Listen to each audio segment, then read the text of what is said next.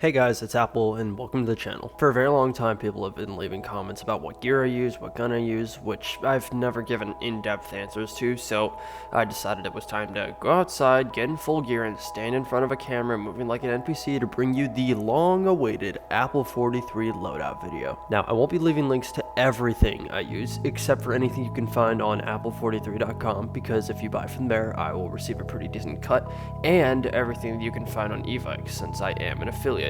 If you use the affiliate links that I will leave in the description, I will receive a small cut. Either way, buying from any of the links in the description will directly support me, and I'd be eternally grateful if you did. And without further ado, let's get it done.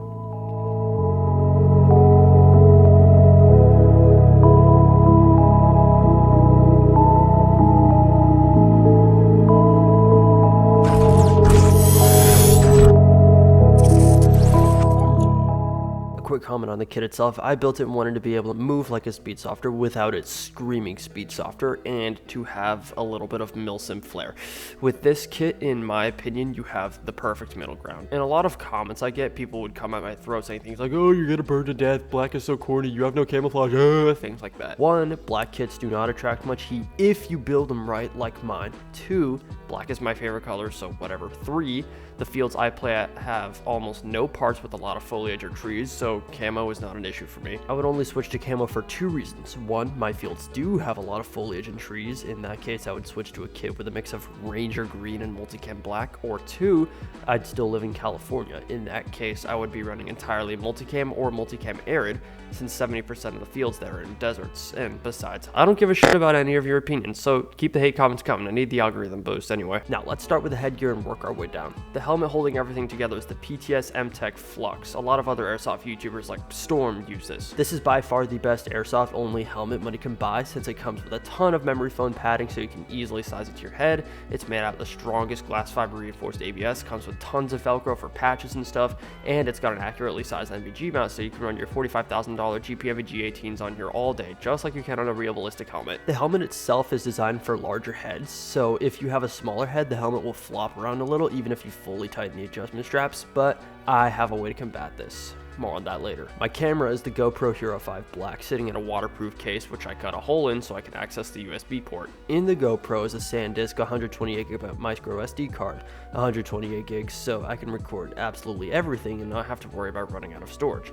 The quality is great for how old of a camera it is, but the built-in microphone isn't the best, which is why I have it connected to a GoPro 3.5mm mic adapter, which is ridiculously expensive for what it does, but it's the only mic adapter that works with my model of GoPro, and that connects to a random lav microphone that I got on Amazon. The audio quality is amazing for only $12, but it only records audio in one ear.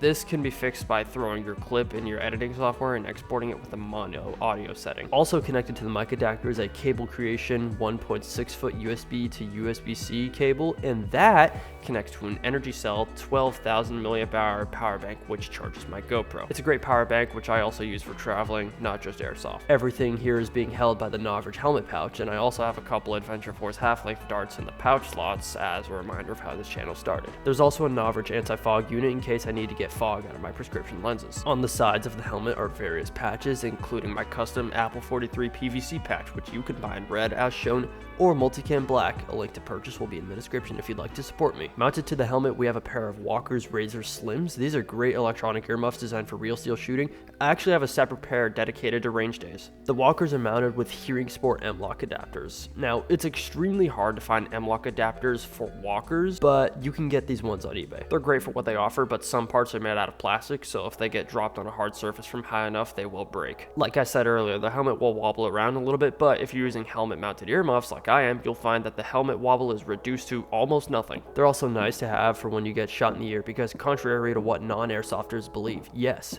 getting shot in the ear does hurt and it does leave your ear ringing. So for all you people who leave comments saying, "Oh, ear pro's useless for airsoft," That's why I wear it. My eye pro is the Pyramex GB6420SDT V2G Plus safety goggles with the RX insert for my prescription lenses and a cutout and a connector for the anti-fog unit. The goggles themselves don't fog, but the prescription lenses do, even with an anti-fog wipe, which is why I have the anti-fog unit. The clip in the back is nice, but I never use it. My face pro is the One Tigris 6-inch mesh mask. The padding on the side makes it much easier to aim down sights compared to a mask made completely out of metal. This is the model without built-in ear cages to allow my walkers to sit nicely over my ears. My balaclava is the Eva UBP 50 Plus Helium Armor Stretch Fit balaclava. It absorbs sweat extremely nicely and is great for when I'm cleaning up any gear that might have gotten sweaty. I run it with my nose uncovered to make breathing a bit easier, and it also serves to protect my neck from the sun and to protect my skin from excessive rubbing caused by my sling. If you're an airsoft YouTuber who only uses one camera and you don't want to blow your entire college fund on a Dye i5 but still want to look cool, then this is the perfect helmet setup for you. Let's move down to my plate carrier. The base is the Novritsch ASPC 1.0, which probably stands for Airsoft Plate Carrier. I like it because it utilizes plates with a hexagon pattern instead of full plastic plates, has tons of MOLLE everywhere, utilizes buckles and velcros for the use of front placards, it's super easy to get in and out of,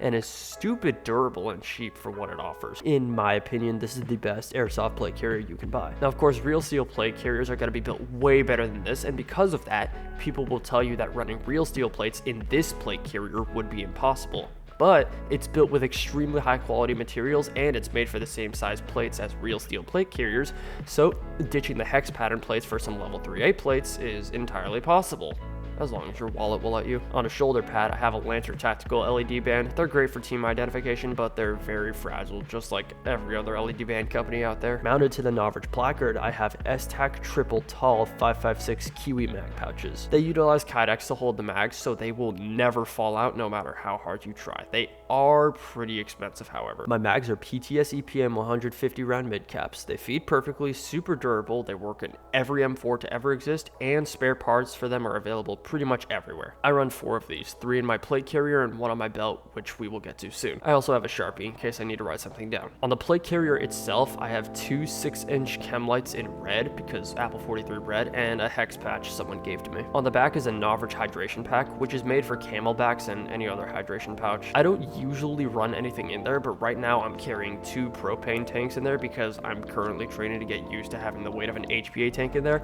which I am hoping to get soon. If anyone knows if a 68 by 4500 PSI tank will fit in the Novritsch hydration pack, let me know in the comments below. This plate carrier is amazing if you want something low drag, high speed, and you have a budget of $200. I plan on running this thing until it completely falls apart. Now down to my belts. The base is the Novritsch Battle Belt Gen 3. I have mixed opinions on this, but the pros kind of outweigh the cons. The inside padding is made of a loop side of Velcro, so you can loop any hooked Velcro belt through your pants and it'll hold nicely. With the combination of the Velcro belt, the battle belt will present almost no movement and will stay firm to your body. My dump pouch is a Phantom Gear high-speed foldable dump pouch. It holds all my mags and my barrel cover nicely. I wear it in the front because 1, I like being able to see the gear I have to quickly use, and 2, for protection purposes. Moving on, I run 2 of the Enola Gay WP40 smoke grenade pouches, which hold 2 Enola Gay WP40 smoke grenades. The grenades themselves are great, that last 90 seconds, produce a lot of smoke, and they're relatively cheap, not including the hazmat fees, but I hate the pouches with a burning passion.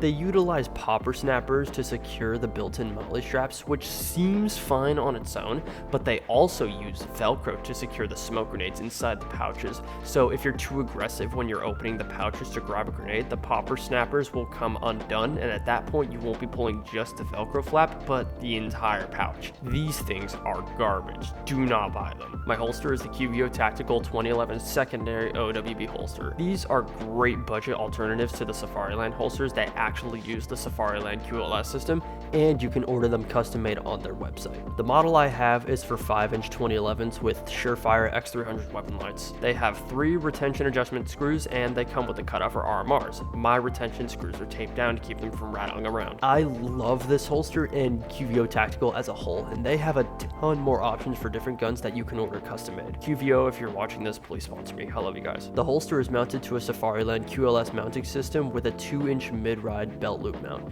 Nothing super special about about this, but still a great product. The strap for the holster is the X 1.5-inch elastic thigh strap. It's super stretchy, super tight, and super easy to attach and detach. In the back is the Novritsch universal pouch. It's got a lot of space for random stuff, including a padded slot for your phone, which I really like. But the zipper strings are made of really weak material and break pretty easily, which is why one is missing and another is missing its protective wrap. Moving on, I have 3 more chem lights just hanging on, and here I have an S-Tac side-by-side 1+2 5.56 mag pouch. Just like before, the mags will not fall out no matter how hard you try, but the pistol mags will, since the feed lips make it harder for the pouch to perfectly secure the magazine. You can combat this by cutting out a bit of the kydex to allow the feed lips to perfectly sit in, but this solution isn't perfect. I recommend just getting a longer pistol mag pouches, which S-Tac also sells. Overall, I have a love-hate relationship with this belt setup. The belt itself and the holster are amazing. Some of the pouches I despise, and I have mixed feelings about the mag pouches. Moving down to my footwear, the boots I use are the Free Soldier men's combat boots. They have great ankle support, super aggressive treading, they're waterproof, and you can wear them for pretty much anything. I've had mine for 3 years and they're still going strong. Absolutely love these things. Now for the fun stuff. This is my rifle. It's a CYMA Platinum M4 or CM097B. I love this gun because of how much care CYMA has put into them over the years. The newest batches have a rotary hop-up unit and a better micro-switch trigger, which should prevent itself from frying like how the old ones did. The older models did not have these upgrades. For a completely stock gun, the accuracy at 100 to 150 feet is awesome. The trigger response is great and the rate of fire is even better, and it feeds perfectly with my EPMs. Powering these insane speeds is a Li-Pure 11.1 volt, 2200 mAh 50C RC battery. Yes, this is not an airsoft battery. I chose a brick type so I could get as much battery life as possible, since LiPos are known for not having a lot of battery life. I had to Dremel out a lot of my stock to get the battery to fit perfectly. The attachments I run are as follows: Avengers 2-1 red dot with a WeTech Lexan lens protector, Olight PL Pro Valkyrie weapon light with an Olight RPL7 remote pressure switch, Ace Tech lighter BT tracer unit, Strike Industries Link modular hand stop kit, PTS EPS heavily Dremel to fit the battery, a couple Matrix Ranger bands mounted in various places, and a couple Magpul QD sling points. My sling is the Phantom Gear convertible 2-in-1 point sling. It's great because I can easily transition from 2 point to 1 point whenever I need to. If you want an M4 and have no intentions of touching the internals for a very long time, then the CYMA Platinum M4 is perfect for you. This is my pistol. It's an Army Armament 6mm Pro Shop Staccato XC, or R618.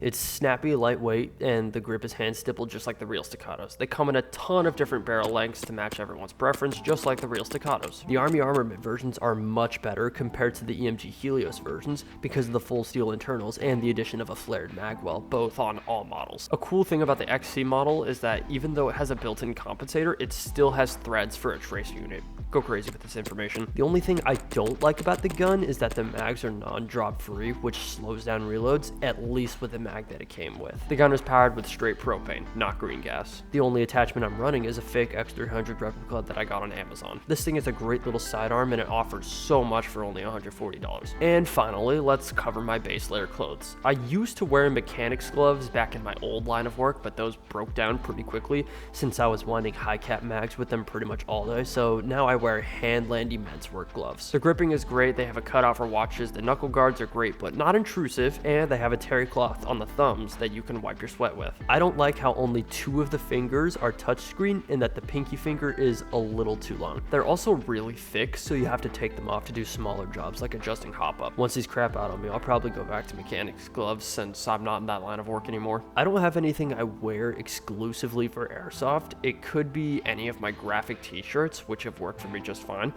until I got my Apple43 graphic t-shirt. It's got the Apple43 branding on it, and the material is nice so you can wear your plate carrier over it and it won't bother you as much. Link in description if you want to support me. When it comes to pants, I don't have a personal preference on one specific pair. I'll wear pretty much any pair of jeans with good materials and lots of pockets. It doesn't really matter to me that much. And I believe that covers everything. As of right now, my kit is not yet complete.